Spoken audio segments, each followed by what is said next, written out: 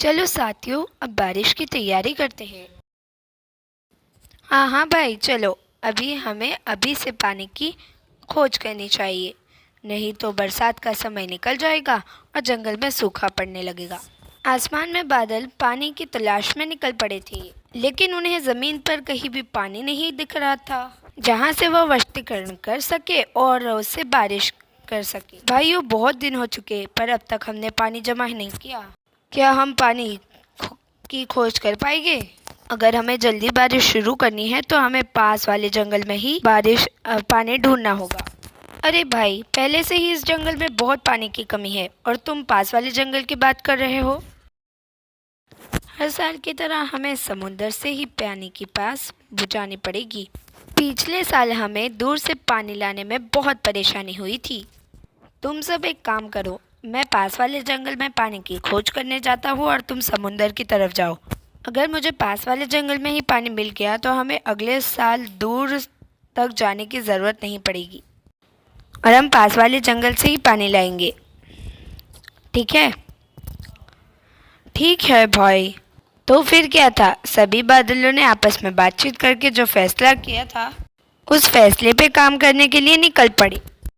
फिर सब लोग अपने अपने रास्ते के लिए निकल जाते हैं।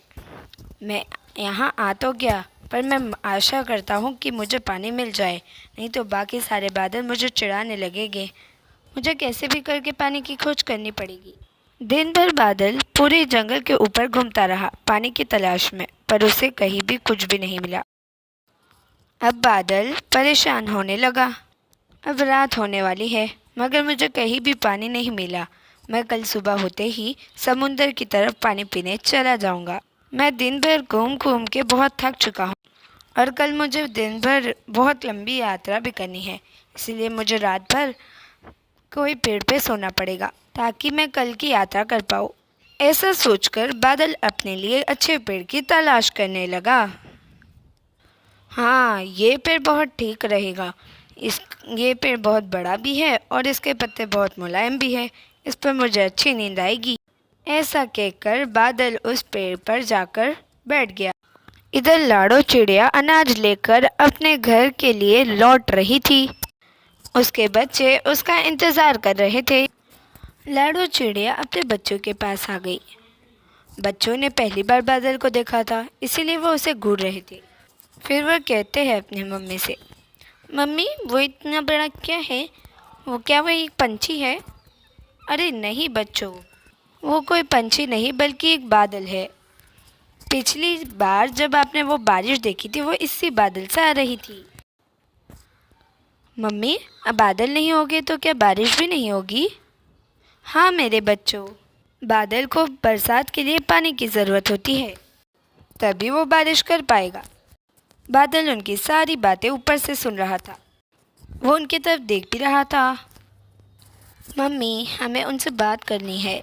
नहीं बेटा, बादल भैया थोड़े थक गए होंगे, तुम अभी बात नहीं कर सकते। अरे कोई बात नहीं चिड़िया बहन, तुम सब मुझसे बात कर सकते हो। बादल की ये बात सुनकर तीनों बहुत खुश हो गए और फिर तीनों उनके पास आ गए। अरे, जब हम आपको दूर से देखते हैं तो हमें लगता है कि आप लोग सब बर्फ़ से बने होते हैं, मगर आप तो अभी कपास से बने हुए हो। हाँ चिड़िया रानी, जैसा तुमने सोचा है सही सोचा है। हम सारे बादल बर्फ़ से बने रहते हैं। तो मतलब इस साल बारिश नहीं होगी? अरे नहीं नहीं, ऐसी कोई बात नहीं है।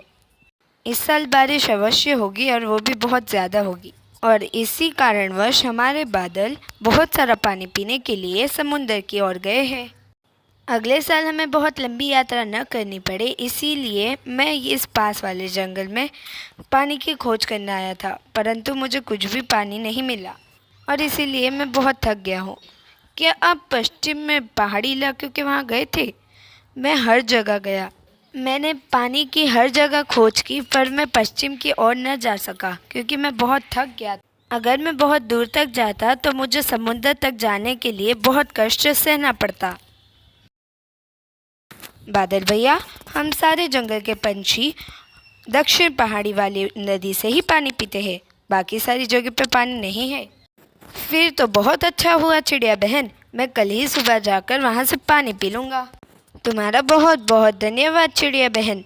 मैं कल ही सुबह सारे पंछियों से उठने से पहले पहले चला जाऊँगा। लेकिन जाते जाते मैं तुम्हें एक ज़रूरी बात बताना चाहता हूँ। पिछले साल तो बहुत कम बारिश हुई थी, मगर इस साल हम बादलों ने ये निर्णय लिया है कि इस साल बहुत ज़्यादा बारिश होगी, ताकि सभी जंगल के पक्षियों को पानी मिलता रहे अगले साल तक। इसीलिए मैं आपसे एक विनती करता हूँ कि आप सभी पक्षी अपने अपने घोंसले कोई एक ऊंचे पेड़ पर बनाएं। हमें ये बात बताने के लिए बहुत बहुत धन्यवाद। मैं सारे जंगल के पक्षी को सतर्क कर दूंगी। इधर सारे बादल समुंदर के तट पर पहुंच चुके थे। अरे भाइयों, क्या पता हमारे बादल दोस्त को पानी मिला है या भी नहीं, और अगर ऐसा ना हुआ तो हमारा फैसला गलत हो जाएगा। जंगल में तेज़ बारिश नहीं होगी और उसी वजह से सूखा पड़ जाएगा। इसीलिए हमें जितना हो सके उतना ज़्यादा पानी पीना होगा। हमारे बादल दोस्त का भी पानी पीना होगा। अगर हमारे बादल दोस्त को पानी नहीं भी मिला तो उसकी जगह पे हम बारिश कर लेंगे। इधर सुबह जैसे लाडो चिड़िया ने कहा था कि एक पश्चिम की तरफ भी एक नदी है और उसमें बहुत सारा पानी है, वैसा ही बादल ने किया। बादल सारे पंछियों को उठने से पहले ही सुबह सुबह लाडो के झाड़ के वहाँ से गुजर गया। सारे पंछी जाग गए। सुबह होते ही लाडो चिड़िया सीधा राजा के पास चली गई। अरे लाडो, कैसी हो तुम? बताओ, सुबह सुबह कैसे आना हुआ तुम्हें? क्या बताओ राजा जी, बात ही कुछ ऐसी है। एक दो दिन में जंगल में बहुत तेज़ बारिश आने वाली है और ऐसा लगता है कि बाढ़ भी आ जाए। ये सब तुम्हें किसने बताया? तुम इतने दावे के साथ कैसे कह सकती हो? लाडो पिछले रात की सारी घटना राजा जी को बताती है। राजा जी को लाडो चिड़िया पर पूरा भरोसा था। लाडो, मुझे तुम पर पूरा भरोसा है। अब बताओ आगे क्या करना है? राजा जी, चाहती तो मैं अभी सारे पंछियों को इस बात की खबर दे देती, लेकिन उसमें बहुत सारा समय लगेगा। हमें हमारे पंछियों को ये बात बतानी है कि 2-3 दिन में बारिश होने वाली है, इसीलिए वो अपना अपना घोंसला एक ऊंचे ऊंचे पेड़ पर बना दे। इस तरह वह सारी बात बताती है जो बादल ने उसे बताई थी।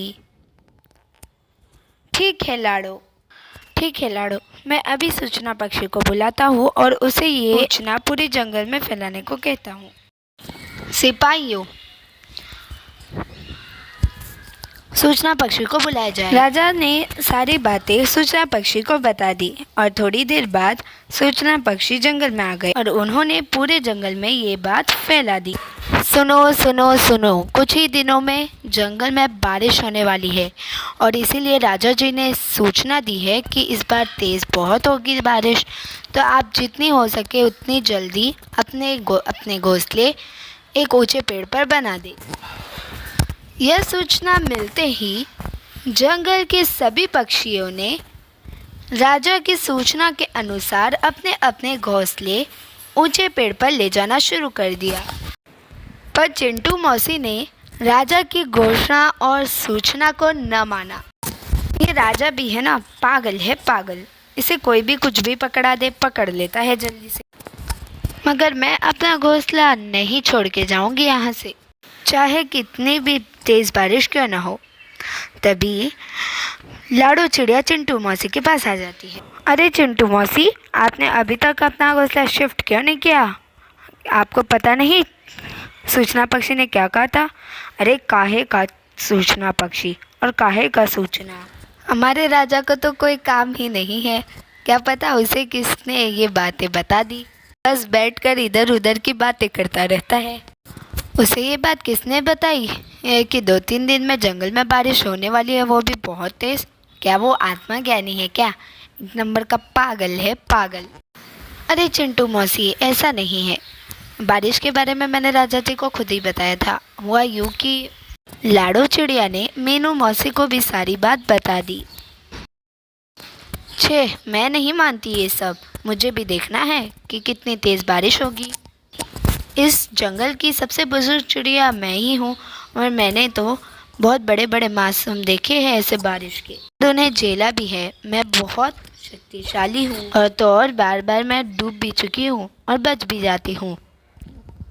ठीक है मौसी, जैसी आपकी मर्जी। अब मुझे भी चलना होगा। अब मैं अपना घोंसला खुद ही उठाऊंगी, क्योंकि मेरे बच्चे तो अभी छोटे हैं ना। लाडो मीनू मौसी के घर से निकल जाती है अपने घर के लिए। सारे पक्षी एक एक करके अपने अपने घोंसले ऊंचे पर लेकर जा रहे थे। 2 दिन हो गए और तीसरे दिन सुबह सुबह आसमान में घने बादल छा गए। जो बादल समुंदर की ओर गए थे वह जमा होने लगे, और जो बादल जो कि पश्चिम की ओर गया था पानी पीने, वह भी आ गया। अरे साथियों, तुमने इतना सारा पानी क्यों पी लिया है? अरे भाई, हमको लगा कि अगर तुम्हें कहीं भी पानी ना मिला जंगल में, तो हमारा जो सपना है तेज़ बारिश करने का वो नष्ट हो जाएगा, इसलिए हमने तुम्हारे हिस्से का भी पानी पी ले लिया। अरे साथियों, ये बातें तो हम बाद में भी करते हैं। चलो अब तेज़ बारिश करते हैं। सारे बादलों ने मिलकर जंगल में तेज़ बारिश शुरू कर दी। 2-3 दिन तक लगातार बारिश होने की वजह से जंगल में बाढ़ आ गई, और जिन जिन पक्षियों ने अपने घोंसले ऊपर बनाए थे वो लोग तो बच गए, लेकिन यहाँ चिंटू चिड़िया परेशान थी क्योंकि उसके घर में बाढ़ आ गई थी। वह जैसे तैसे करके अपने घोंसले के बाहर आ गई। अरे कुछ मुझे बचाओ बचाओ जल्दी। और फिर वह घबराते हुए लाडो चिड़िया के घर के पास पहुंची। लाडो, अरे ओ लाडो, जल्दी से दरवाज़ा खोलो, मुझे अंदर आने दो, बाहर भीग रही हूँ। फिर लाडो ने जल्दी से दरवाज़ा खोला और मीनू मौसी को अंदर ले लिया। देखा मौसी, मैंने कहा था ना आपको, लेकिन आपने मेरी बात ही न मानी। थोड़ी देर बाद पानी बहुत ऊपर आ गया और लाडो चिड़िया के घोंसले तक भी आ पहुंचा। अरे बाप रे, ये मैंने तो अपना घोंसला बहुत ऊपर बनाया था, फिर भी पानी यहाँ तक कैसे आ गया? इसका मतलब बाकी लोगों का भी घोंसला डूब गया होगा। सारे पंछी अपने अपने घोंसले छोड़कर एक ऊंचे पेड़ की डाली पर बैठ गए थे। लाडो और उसके बच्चे और चिंटू मौसी उनके पास चले गए। 4 दिन तक लगातार बारिश चलती रही, फिर धीरे धीरे कम होने लगी। बड़े पंछी बिना खाए पिए रह सकते थे, लेकिन छोटे पंछियों का बिना खाए पिए बहुत बुरा हाल हो रहा था। जिस बादल की लाडो चिड़िया ने पानी ढूंढने में मदद की थी वो आ गया। बादल भैया, आपने सब कुछ हमें बताया था कि बारिश होने वाली है, तेज़ होने वाली है, पर इतनी तेज़ होने वाली है ये नहीं बताया था आपने हमें। मुझे माफ़ कर दो लाडो बहन, पर हुआ यूँ कि बादल ने सारी बात बताई कि कैसे सारे बादलों ने उसके हिस्से का पानी पी लिया था। लेकिन अब आप हमें ये बताइए कि हमारे घोंसले तो सब डूब गए हैं पानी में, अब हम कब तक यूँ ही इस पेड़ पर बैठे रहेंगे? जंगल में वैसे भी बहुत सारा पानी गिरा है और ऐसे तो हम लोग मर जाएंगे। अरे चिड़िया रानी, तुम बिल्कुल ही चिंता मत करो। फिर बादल ने छोटे छोटे पंछियों के लिए एक कपास के छोटे छोटे घर बना दिए।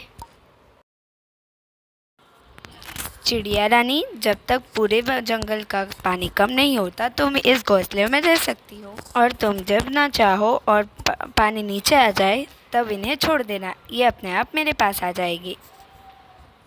ठीक है बादल भैया, आपका बहुत बहुत शुक्रिया, मगर हमें भूख भी बहुत ज़ोरों की लगी है।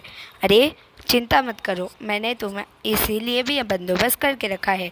हर बादल में बहुत सारे फल रखे हैं, जब तक पानी कम ना हो तुम उसे खा सकते हो, और जब तक पानी का असर कम नहीं हुआ तब तक पंछियों ने घोंसले का मज़ा ले लिया। दोस्तों, अगर आपको हमारी कहानी अच्छी लगी हो तो लाइक और सब्सक्राइब ज़रूर करें और शेयर करना ना भूलें, और कमेंट भी करें आप।